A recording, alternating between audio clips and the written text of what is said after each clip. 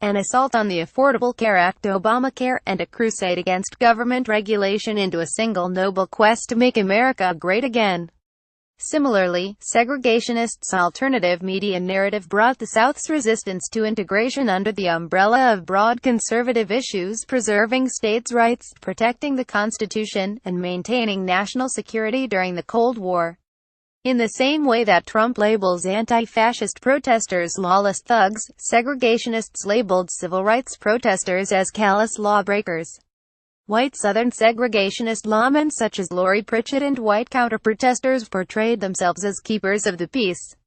Segregationists asserted that they were upholding Southern and American law against what they considered to be the actions of meddlesome communist outsiders, and argued that Southern blacks were content and thriving under segregation. Ray of Truth, The Citizens Council, March, 1958, p. 1. The right-wing collection of the University of Iowa Libraries, 19,181,977, held at the Roosevelt Institute for American Studies, Middelburg, the Netherlands. Just as Trump seeks to legitimize the beliefs of his political base by only half-heartedly condemning contemporary far-right groups, segregationists sought to legitimize their resistance and their racially conservative political philosophy by denouncing the Ku Klux Klan and neo-Nazis as fringe extremists. These more strategic segregationists pitched their battle on a higher plane, maintaining that their cause was not grounded in hate. Likewise, Trump attempted to turn the media focus away from Charlottesville and toward violent crime in Chicago, just as segregationists worked hard to redirect the spotlight towards northern urban centers. Segregationists claimed that national media outlets turned a blind eye to northern racial troubles and played up the racial unrest in the South. As such, white resistors propagated stories of racial crises that were supposedly facing integrated northern cities, arguing that the U.S.'s real racial problems weren't to be found in the segregated South. Joining the fray, the end of formal legal segregation ultimately couldn't be stopped, but segregationists and their methods lived on in other ways.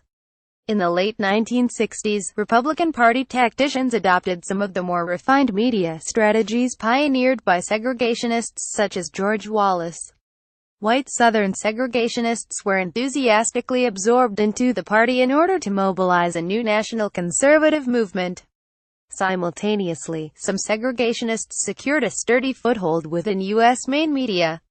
In the decades that followed, conservatism came to dominate U.S. politics, resulting in the harsh rollback of civil rights legislation and the elimination of many federal policies designed to equalize American society. Like Richard Nixon and Ronald Reagan before him, Trump employs many of the strategies pioneered by segregationists. He is forcefully reasserting a brand of conservative American politics, associated with the GOP since the late 1960s, that upholds white supremacy.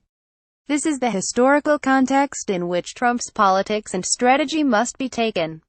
Given the proliferation of far-right groups in America and across the globe, it is important to reflect on the extent of segregationists' attempts to win public support, and to stand against today's poisonous and distorted alternative media narratives peddled by the right.